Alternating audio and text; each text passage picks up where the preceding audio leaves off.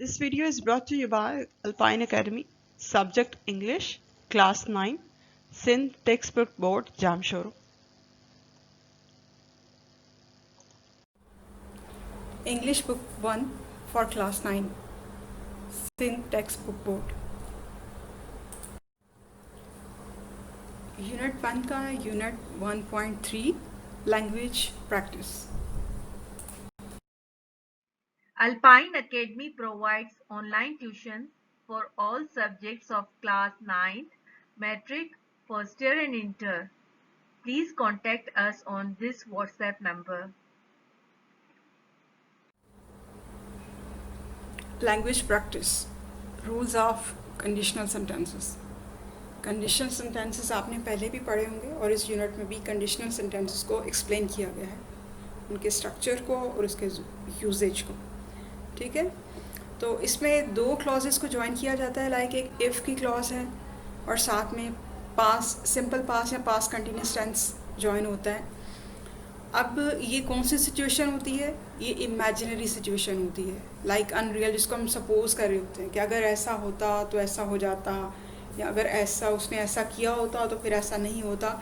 इस तरह की सिचुएशन, इस तरह के सेंटेंसेस आपने उर्दू में भी सुने होंगे और इसी तरह इनको इंग्लिश में भी कंडीशनल सेंटेंसेस ही कहते हैं. इसकी एग्जांपल्स देखिए. If they drank sufficient water they would have a healthy skin. अगर उन्होंने सही पानी पिया होता तो उनकी स्किन ठीक रहती. मतलब पानी रिक्वायर अच्छी मकदार में, सही मकदार में, वॉफर मकदार में पानी पीते रहते तो उनकी स्किन जो है वो ठीक रहती. If Sana was watching television the lights would be on. अगर सना टीवी देख रही थी तो फिर लाइट्स ऑन ही होंगी. I would go mad if I received $1 billion. अब इसमें एक सिचुएशन है अनरियल के, जैसे मेरे पास लाखों रुपए आ जाएं या अरबों रुपए, खरबों रुपए एकदम से आ जाए अचानक से, तो आई वुड गो मैड, मैं पागल हो जाऊंगा. If allowed they could sleep the whole day. अगर इजाज़त होती तो वो सारा दिन सो लेते, यानी रेस्ट कर लेते. तो ऐसे स्ट्रक्चर में जैसे क्लॉज है इफ़ की, ठीक है, इफ़ क्लॉज वाले, इस तरह के कंडीशन के जो सेंटेंसेस होते हैं उनको हम कंडीशनल सेंटेंसेस कहते हैं इंग्लिश में. 2 टाइप 2 कंडीशनल सेंटेंसेस को ऐसे भी डिफाइन कर सकते हैं. In type 2 conditional sentences the time is now or any time and the situation is unreal. यानी टाइप 2 कंडीशनल सेंटेंसेस में ज़माना कोई भी हो सकता है, आपका हो या पास्ट का हो या फ्यूचर का हो. ठीक है, जैसे अगर ऐसा हुआ होता, अगर उसने बहुत ज़्यादा मेहनत की होती तो वो पास हो जाता, वो कामयाब हो जाता, या ऐसा होगा तो ऐसा हो जाएगा, इस तरह से. और जो सूरत हाल बयान की जाती है जुमले में, जो सिचुएशन होती है वो अनरियल होती है, या फैंटेसी से रिलेटेड होती है, या ख़याली होती है, इमेजिनेटिव होती है. They are not based on fact. They are means जो सिचुएशंस या जो सेंटेंसेस होते हैं उसमें जो सूरत हाल होती है वो हकीकत पे मबनी नहीं होती. And they refer to an unlikely or hypothetical condition and its probable results. और इन सेंटेंसेस को इसलिए यूज़ किया जाता है या इनका हवाला दिया जाता है, ठीक है, ताकि ये एक मफरूज़े के बेस पे, मफरूज़ा या अपना ख़याली तसव्वुर जो है उसको बयान करने के लिए. If I won $1 million, I could stop working. अगर मुझे बहुत सारे डॉलर्स मिल गए तो मैं फिर काम करना छोड़ दूँगा.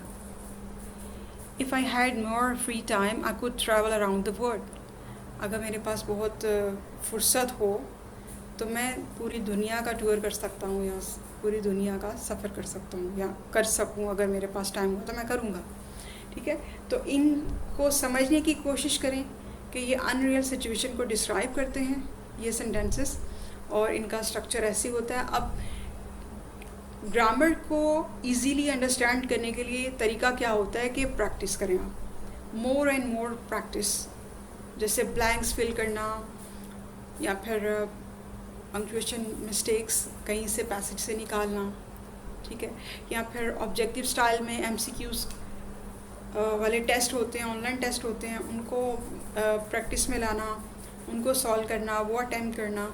और जितनी ज़्यादा आप प्रैक्टिस करते हो और फिर उसके बाद यूज़ करते हो उन चीज़ों को, इन सेंटेंसेस को, जैसे डिफरेंट सिचुएशन है, आप डिफरेंट सिचुएशन में इन सेंटेंसेस को बोल के इस्तेमाल कर सकते हो, और जब आप यूज़ करेंगे तो आपको खुद ही उसका स्ट्रक्चर आ जाएगा। तो जितनी आप प्रैक्टिस करेंगे उतना ही आप लैंग्वेज को और ग्रामर या लैंग्वेज की ग्रामेटिकल स्ट्रक्चर को समझते हो। Unit 1.3 Exercise 1. The following table has some second conditional sentences. The first part is in column A and the second is in column B, but in a jumble order. Find the correct match from column B and write the answer in the answer column. The first one has been done as an example. अब यहाँ पर कुछ sentences दिए गए हैं। Jumble order means के mix किए हुए हैं, एक ऑर्डर में एक सीक्वेंस में नहीं है, ठीक है। कॉलम ए में है उनके पार्ट्स और कॉलम बी में सेकंड पार्ट है। आप दोनों ने उनको मिलाना है, यानी ये सारे कंडीशनल सेंटेंसेस ही हैं, ठीक है। आपने इसको मैच करना है। जैसे एक एग्जांपल आपके लिए है, कॉलम ए है, फिर कॉलम बी है और आगे आंसर्स का कॉलम है। आंसर कॉलम में लिखा हुआ है 1G। इसका क्या मतलब है कि जो ऑप्शन नंबर या सेंटेंस नंबर 1 है, इसका आंसर किससे मैच कर रहा है? ऑप्शन जी से। Like number 1 is if all people in Pakistan became honest, and option G क्या है? The country would progress very fast. यानी अगर पाकिस्तान के तमाम लोग बहुत ईमानदार हो जाएं तो हमारा मुल्क बहुत तेज़ी से तरक्की करेगा, बहुत जल्दी तरक्की करेगा। ठीक हो गया? So first answer is 1G। Let's move next. Point number 2 is I could easily get an A grade in my exam. तो नंबर 2 का आंसर है F के साथ, if I worked really hard। यानी अगर मैंने A ग्रेड एग्ज़ाम में मुझे चाहिए था या मैं ले लेता, अगर मैं बहुत ज़्यादा मेहनत करता तो मैं आराम से A ग्रेड एग्ज़ाम में ले लेता। Next is number 3, if our driver did not drive so fast, और इसका आंसर है D, ऑप्शन D के साथ, we would not be in hospital right now। यानी अगर हमारा ड्राइवर बहुत तेज़ से ड्राइव नहीं करता तो हम इस वक्त हॉस्पिटल में नहीं पहुंचे होते। ठीक है, ये सारे कंडीशनल सेंटेंसेस हैं। Number 5 is if they had the time, and the answer is option C, they could visit all their friends। अगर उनके पास कुछ टाइम होता तो वो विजिटर के साथ मिल लेते, यानी अपने सारे फ्रेंड्स के साथ मिल लेते। Number 6, if money grew on trees, इसका आंसर है H के साथ मैचिंग में। if money grew on trees, everyone would be rich। अगर पैसा जो है वो दरख्तों पे उगता तो हर कोई बहुत अमीर हो जाता। नेक्स्ट है number 7, our schools would produce capable leaders, और इसका आंसर है मैचिंग में option A, if the students and teachers paid due attention.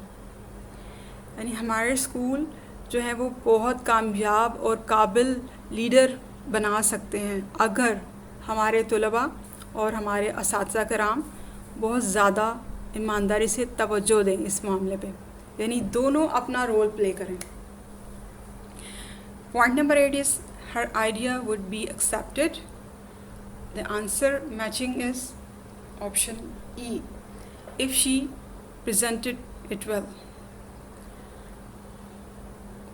Her idea would भी उसका आइडिया माना जा सकता था अगर उसने अच्छे तरीके से उसको एक्सप्लेन किया होता या उसकी वजाहत की होती या उसको पेश किया होता। ठीक है, ये सारे कंडीशनल सेंटेंसेस आप देख रहे हैं यहाँ पे इफ़ क्लॉजेज हैं, उनको दूसरी क्लॉजेज के साथ मैच किया जा रहा है और सब अनरियल सिचुएशन में है। जितनी आप इनकी प्रैक्टिस करेंगे उतना ही आप इनको लर्न करेंगे। Exercise 1 answers.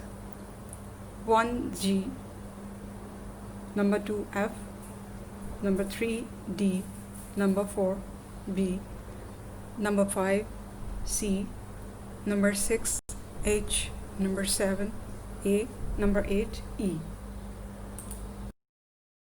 For more details on remaining lectures, chapters and exercises of this book, please send us a message on WhatsApp number. ये WhatsApp number जो यहाँ पे mention है, यहाँ पे आप मैसेज कर सकते हैं इस बुक से या इस एक्सरसाइज से रिलेटेड कोई भी क्वेश्चन हो या क्वेरी हो, हम ज़रूर आपको रिस्पॉन्स करेंगे। इसके अलावा आप हमें ईमेल भी कर सकते हैं at alpineacademy@gmail.com। यूनिट 1.3 की नेक्स्ट एक्सरसाइज है एक्सरसाइज नंबर 2। इसमें आपको क्या करना है, you have to complete the sentences. और पीछे आपने इतनी प्रैक्टिस की है कंडीशनल सेंटेंसेस की, मैचिंग कॉलम, और आपको एक्सप्लेन किया गया है स्ट्रक्चर, इसका यूजेज वगैरह। तो अब आपने इसको खुद से सॉल्व करने की कोशिश करनी है इस एक्सरसाइज को। इसमें एग्जांपल्स आपके लिए प्रोवाइड की गई हैं, like if we had a computer, और फिनिश यहाँ पे वर्ब है जो ब्रैकेट में गिवन है।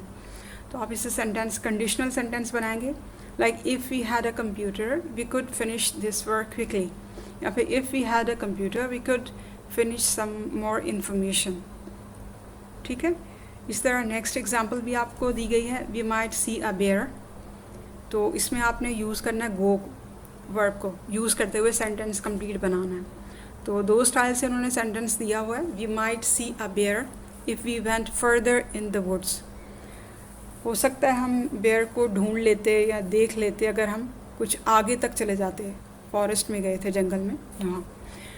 या फिर we might see a bear if we climbed on a tree, अगर हम किसी दरख्त पर चढ़ जाते तब भी हम बेयर को देख सकते थे, हो सकता है देख लेते।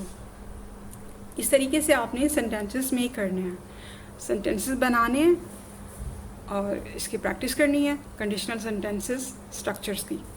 इफ़ शी स्टडीड हार्डर, अगर उसने ज़्यादा मेहनत की होती या वो ज़्यादा मेहनत करती तो क्या होता, she could get higher grades. या फिर एक ऐसे सेंटेंस हो सकता है, it's up to your choice, आप कैसे भी इसको बना सकते हो। इसी तरह से आपने ये सारे सेंटेंसेस खुद बनाने हैं और इसकी प्रैक्टिस करनी है।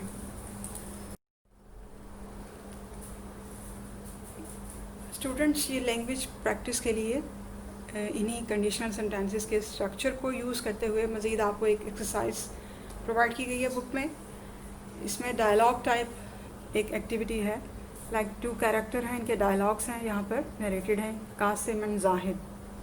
कासिम जाहिद से कुछ पूछ रहा है, जो भी उनकी कन्वर्सेशन जो है वो कंटिन्यू है इस कंडीशन में। Y, if we went to the sea side Salim would not come, अगर हम साहिल समंदर की तरफ गए होते तो सलीम नहीं आता। ये जाहिद कासिम को बता रहा है। देन कासिम क्या कहेगा, why would Salim not come, Salim क्यों नहीं आता। जाहिद फिर उसको रिप्लाई क्या कर रहा है। अब ये ब्लैंक से आपने अपनी सेंस को यूज़ करते हुए इन ब्लैंक्स को फिल आउट करना है, ठीक है। और आप खुद से सोच के जब आप काम करते हो स्किल्स आपकी बहुत ज़्यादा इम्प्रूव होती हैं और वो आपको याद रहता है। जाहिद का रिप्लाई आगे से क्या होगा, if Salim came to the sea side he would get sick, यानी कोई भी प्रोबेबल आंसर हो सकता है कि अगर वो वहाँ पर आ जाता या वहाँ पे सी साइड की तरफ आता तो वो बीमार हो जाता, उसकी तबीयत ख़राब हो जाती। देन कासिम ने उसको क्या रिप्लाई किया, you don't fall sick when you swim, you don't fall sick when you swim.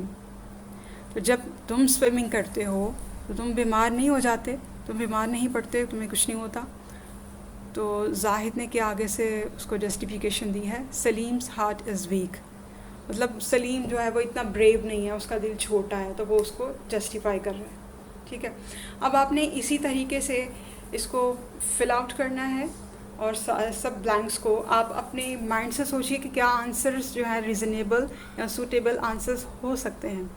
तो आप उन वर्ड से इनको फिल करें ताकि कॉम्प्रिहेंसिव स्टाइल में आप खुद से अपनी स्किल्स को इम्प्रूव करना सीखें।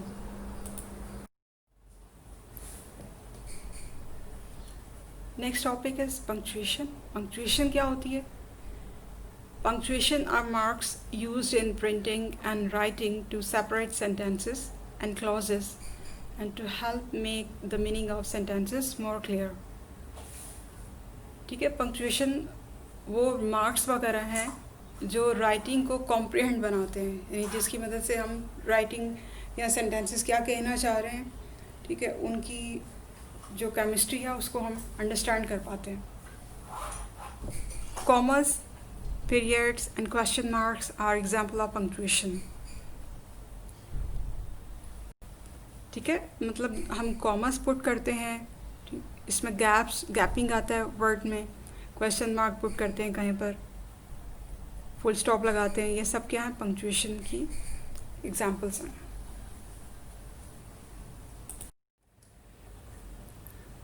अब यहाँ आप देख सकते हैं यहाँ डिफरेंट पंक्चुएशन मार्क्स हैं. Right, first one is comma. Comma यूँ लगाते हैं. कॉमा क्या होता है? जैसे डिफरेंट ऑब्जेक्ट्स हों, एक ही तरह की चीज़ें हों. लाइक मैं कहूँ I have many pencils. I have many pencils, copies, books and bags. अब ये तीनों आइटम्स हैं, उन सबको डिस्क्राइब करने के लिए डिफरेंट सीक्वेंस में हमें एक कॉमा पुट करना पड़ेगा. जैसे I have many books, comma, copies, comma, pens, comma, and bags. अब सेमी कॉलन भी होता है, कॉलन भी है, फुल स्टॉप. एक सेंटेंस कंप्लीट होता है, उसके लास्ट में हमें फुल स्टॉप लाजमी पुट करना होता है. ठीक है.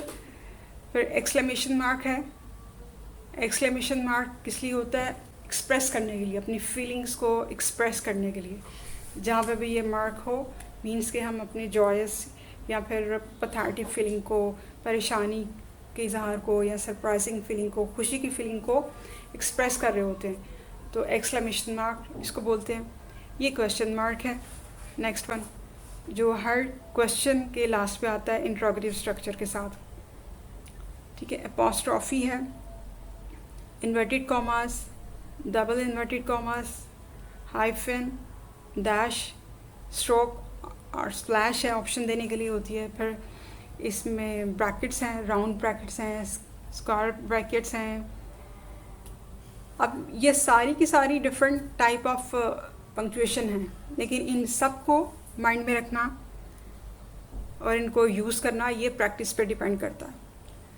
आपको जो ज़्यादा सीखने की ज़रूरत है वो क्या है? कैपिटलाइजेशन, यानी कैपिटल लेटर्स किसके साथ यूज़ होते हैं, कॉमास कहाँ आता है, फुल स्टॉप कहाँ लगाना है, इन्वर्टेड कॉमास कहाँ लगाने हैं, क्वेश्चन मार्क कहाँ लगाना है, प्रॉपर फॉर्मेट में लिखना है, गैपिंग कितनी होनी चाहिए वर्ड्स में. ये सब आपके लिए इम्पॉर्टेंट है. और आप फ़िलहाल जितना आपका यूज़ है राइटिंग में, जिस लेवल पे हो आप, जिस क्लास में, तो इतना इनफ है.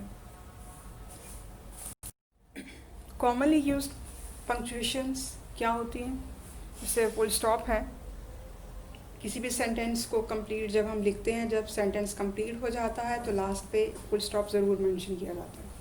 इसका मतलब ही है कि सेंटेंस कंप्लीट हो गया. ओके. इस साइन का, इस एक डॉट सा जो होता है, उसका मतलब ही यही है फुल स्टॉप का, कि sentence is completed now. Next है कॉमर्स. कॉमा इंडिकेट करता है टाइप को, मतलब डिफरेंट टाइप ऑफ थिंग्स या ऑब्जेक्ट्स हैं, उनको एक साथ जब मेंशन किया जाता है, डिस्क्राइब किया जाता है एक तरह की चीज़ों को. तो जैसे कॉपीज़, पेन्स, बुक्स, बैग्स, इस तरह.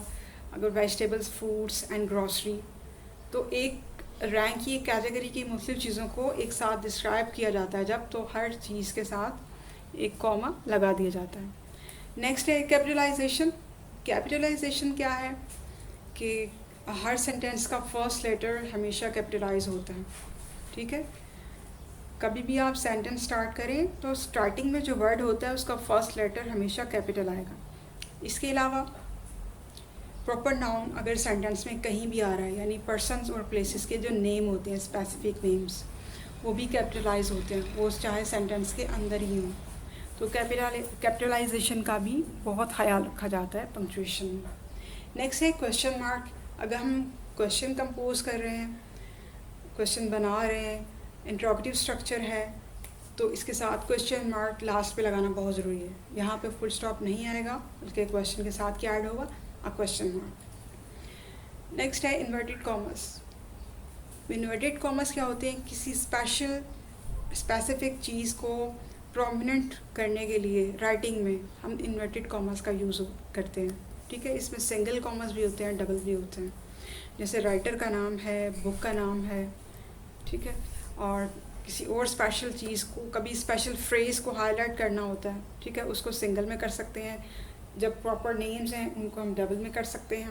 तो ये इन्वर्टेड कॉमर्स का भी आम रोज़मर्रा की कॉमन बेसिक पंक्चुएशन में बहुत ज़्यादा यूज़ होता है।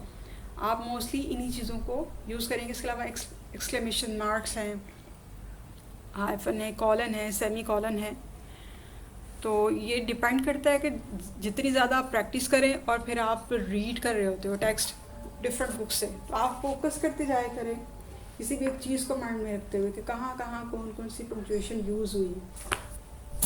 इससे आपकी जो पंक्चुएशन इम्प्रूव करने की और उसको बेटर करने की स्किल्स भी इंक्रीज़ होंगी, बढ़ेंगी। फॉर्मिंग हैबिट्स, एक पैसेज दिया गया है आपको पंक्चुएशन की प्रैक्टिस के लिए।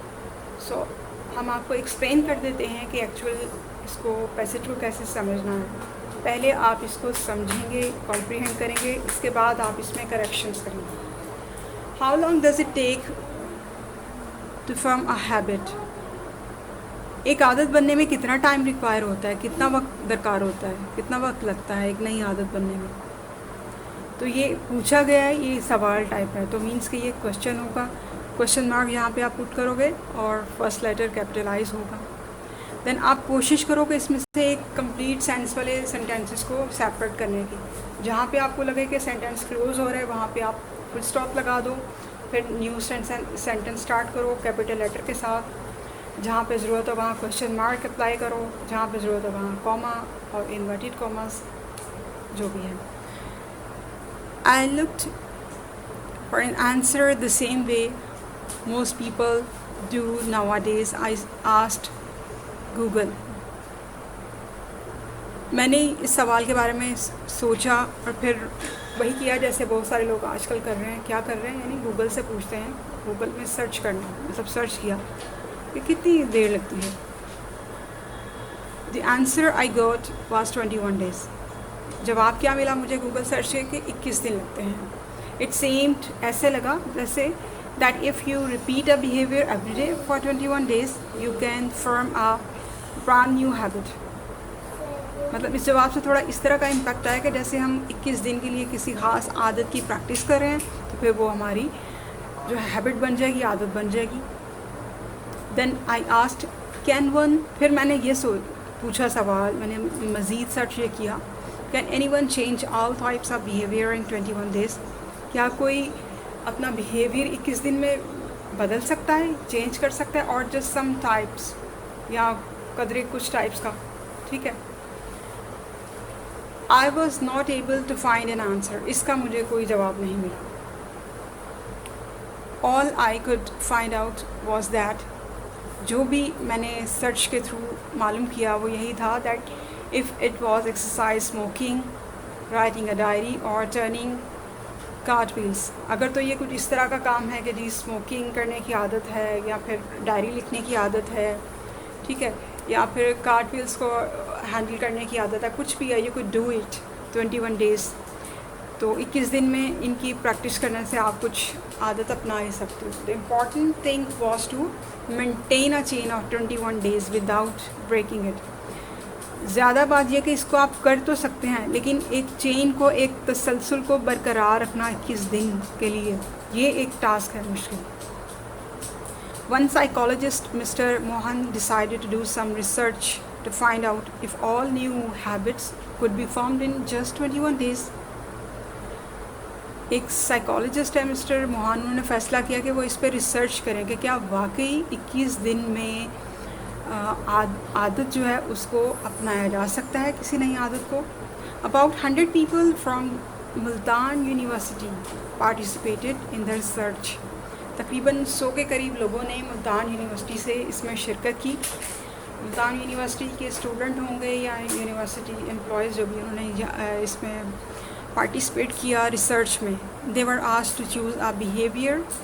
उनको कहा गया कि एक ऑप्शन आप अडॉप्ट करें, क्या? That they wanted to turn into a habit, they all had to choose something. कि एक प्रैक्टिकल करने के लिए कि आप कोई ना कोई नई आदत जो है या नई रूटीन में कोई काम जो है वो अप्लाई करें। कौन सा काम वो करेंगे जो वो पहले नहीं, that something that they did not already do, जो कि पहले से वो नहीं करते। That could be repeat every day, फिर डेली वो रिपीट होगा, दोहराया जाएगा वही काम।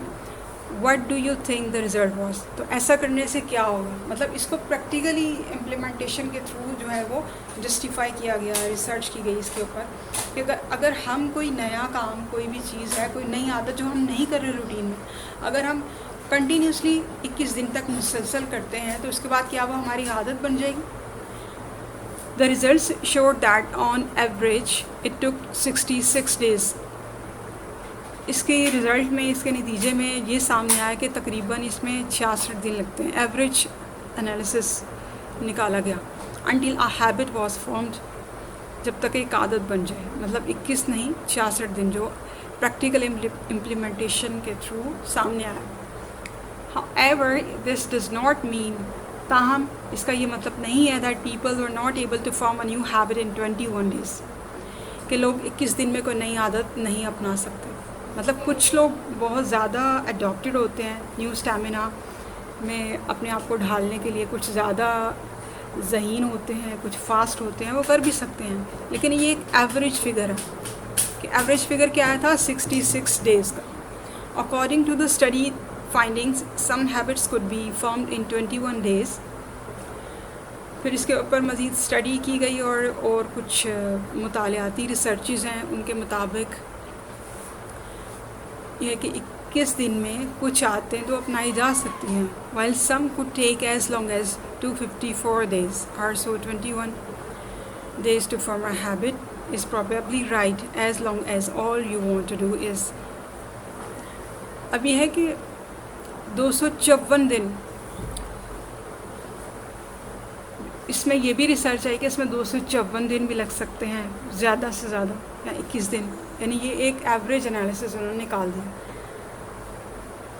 ठीक है, अब आगे इसमें ऑप्शन ये दी गई है कि if all you want to do is drink a glass of water after. एक सिचुएशन आ गई कि एक आप पानी का ग्लास जो है पीने की आदत अपनाइए, जैसे drink a glass of water after breakfast.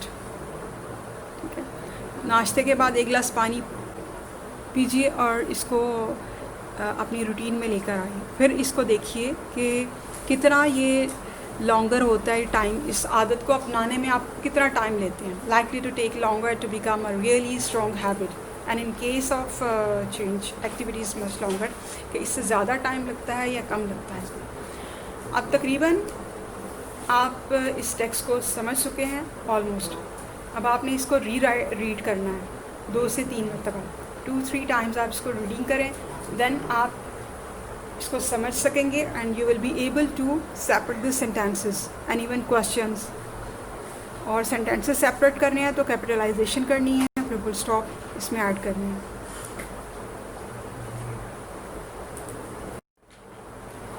This is the solution of that exercise, जो पैराग्राफ आपको अभी दिया गया था कि आप पंक्चुएशन की प्रैक्टिस कीजिए, तो उसका आंसर है। पहले आप ज़रूर अपने आप को एनालाइज करें, उससे कोशिश करें कि आप खुद उसका सॉल्यूशन करें, उसको सॉल्व करने की कोशिश करें। इसके बाद आप यहाँ से टैली कर सकते हैं। How long does it take to form a new habit? I look for an answer the same way most people do nowadays. I asked Google. The answer I got was 21 days. It seems that if you repeat a behavior every day for 21 days, you can form a new habit. Then ask, can anyone change all types of behavior in 21 days or just some types? I was not able to find an answer at all. I could find out was that if it was exercise, smoking, writing a diary or turning card, you could do it in 21 days. The important thing was to maintain a chain after 21 days without breaking it. One psychologist, Mr. Moran, decided to do some research to find out if all new habits could be formed in just 21 days. About 100 people from the Multan University participated in the research. They were asked to choose our behavior that they wanted to turn into a habit. They all had to choose something that they not already do that could be repeated every day. For more details on remaining lectures, chapters and exercises of this book, please send us a message on WhatsApp number. ये WhatsApp number जो यहाँ पे mention है, यहाँ पे आप message कर सकते हैं इस बुक से या इस एक्सरसाइज से रिलेटेड कोई भी क्वेश्चन हो या क्वेरी हो, हम ज़रूर आपको रिस्पॉन्स करेंगे। इसके अलावा आप हमें ईमेल भी कर सकते हैं at alpineacademy@gmail.com. And the remaining answers of that paragraph, what do you think the result was? The results show that on average 66 days until a habit was formed. However, this does not mean that people were not able to form new habits in 21 days. According to the study, finding some habits could be formed in 21 days, while some could take as long as to 54 days. So 21 days to form a habit is probably right, as long as all you want to do. Drink a glass of water after breakfast. I think harder is likely to take longer to become a really strong habit. In the case of some activities, much longer.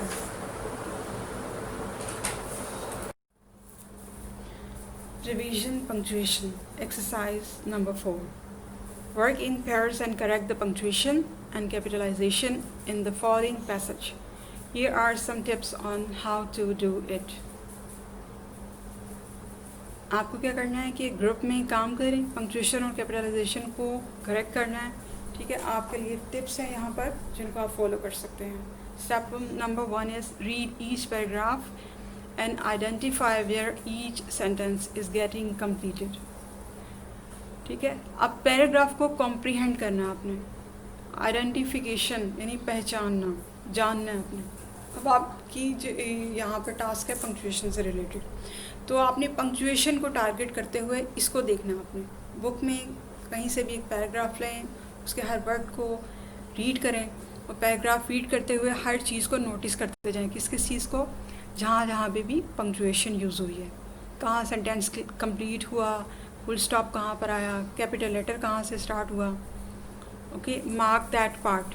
फिर उस हिस्से को, उस जगह को आप underline करते जाइए या हाईलाइट करते जाएं। Read again to see whether it is a question or a statement. फिर दोबारा से पढ़ के देखिए और ये देखिए कि ये क्वेश्चन है, सीधा असर्टिव सेंटेंस है या फिर इंट्रोगेटिव स्ट्रक्चर में है, यहाँ पे कोई क्वेश्चन है। If it is a question, अगर तो ये एक सवाल है, एक क्वेश्चन स्टाइल है। पुट अ क्वेश्चन मार्क, तो इसके लास्ट पे आप एक सवाल या निशान लगाएंगे, क्वेश्चन मार्क लगाएंगे। Otherwise put a full stop, नहीं तो क्या आप सिंपली जहाँ पे सेंटेंस ख़त्म हो रहा है वहाँ पे एक फुल स्टॉप लगा दें। सेकेंड स्टेप क्या है? Read each sentence again to see where commas and apostrophes are needed. दोबारा से फिर सेंटेंस को पढ़िए और देखिए कहीं किसी जगह पे कॉमा पुट करने की ज़रूरत तो नहीं, या फिर कहीं पे अपॉस्ट्रोफी की ज़रूरत है तो हम वहाँ उसको लगा दें। स्टेप 3 क्या है? Check and put the capital letters where needed. उसके बाद आप कैपिटल लेटर पे जाइए। ठीक है, कैपिटल लेटर्स की कहाँ पे ज़रूरत है, प्रॉपर नाउन कौन से हैं या सेंटेंस स्टार्ट हो रहा है वहाँ पे आपने कैपिटलाइज करना है।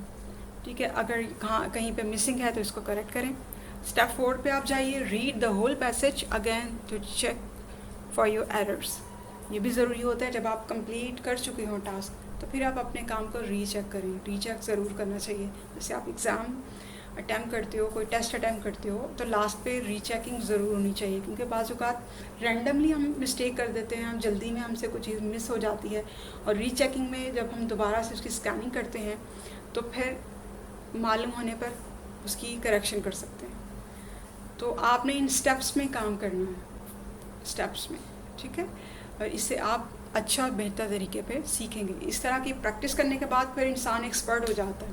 बहुत सारी प्रैक्टिस जब होगी ऐसी एक्सरसाइज की, तो फिर वो फ़ौरन से पंक्चुएशन मार्क्स या पंक्चुएशन एरर जो है उसको डिटेक्ट कर सकता है नॉर्मल टेक्स्ट में।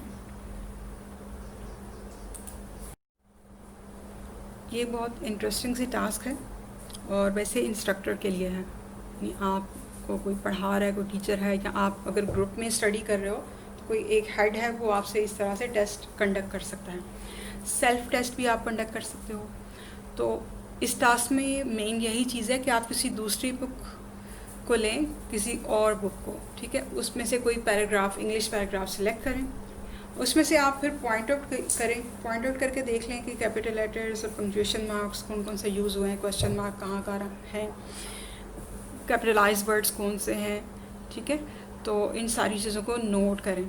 जब हम टेक्स्ट से चीज़ों को नोट करते हैं तो हमारी जो ग्रामेटिकल स्ट्रक्चर की स्किल्स हैं और लैंग्वेज की स्किल्स हैं बहुत ज़्यादा इम्प्रूव होती हैं, क्योंकि ये एक तरह का प्रैक्टिकल है। जैसे आप साइंस में भी प्रैक्टिकल करते हो, डाइसेक्शन करते हो, बिल्कुल इसी तरह से अगर हमने पंक्चुएशन को ही सीखना है, आप जस्ट अपनी बुक में हमें पता हम कर रहे होते हैं, काम पढ़ रहे होते हैं, किसी एक डिफरेंट बुक है, डिफरेंट मटेरियल है, जिसको आपके ऊपर कोई प्रेशर नहीं है कि आपने उसको लर्न नहीं करना, राइट डाउन नहीं करना। वहाँ से आप क्रिएटिविटी के तौर पर आप रीडिंग करते हो, रीडिंग करके आप उसको समझते हो, तो रीडिंग स्किल, वोकैबुलरी स्किल आपकी इंक्रीज़ हो रही होती है। लेकिन फोकस किस पे है, आपने पंक्चुएशन को नोट करना। और आप में से कोई दूसरे, यानी कि अपने स्टूडेंट का टेस्ट लेने के लिए क्या होगा कि आप उसी पैराग्राफ को गलत सलत कर दें, यानी उसमें पंक्चुएशन को हटा दें, कैपिटल लेटर्स को स्मॉल कर दें, फुल स्टॉप वगैरह हटा कर फिर आप अपने फ्रेंड को दें कि आप उनको करेक्ट करें। इस तरह से आप सेल्फ सीकिंग के प्रोसेस से अपनी पंक्चुएशन को बहुत ज़्यादा रिकवर कर लोगे, बेटर कर लोगे। और ये बहुत इम्पॉर्टेंट होती है क्योंकि पंक्चुएशन वगैरह और फुल स्टॉप, क्वेश्चन मार्क, ये इन चीज़ों के भी मार्क्स डिडक्ट होते हैं जब आप लैंग्वेज का पेपर कंडक्ट कर रहे होते हो, अटैम्प्ट कर रहे हो। तो अच्छा पेपर अटैम्प्ट करने के लिए आपकी ग्रामर का, आपके सेंटेंस मेकिंग स्ट्रक्चर का और पंक्चुएशन का अच्छा होना भी बहुत ज़रूरी है। किसी भी किस्म के क्वेश्चन या क्वेरी के लिए हमसे आप कांटेक्ट कर सकते हैं व्हाट्सएप पे, या हमें ईमेल कर सकते हैं। इसके अलावा प्लीज़ हमारे यूट्यूब के चैनल अल्पाइन एकेडमी को ज़रूर सब्सक्राइब करें। Thank you.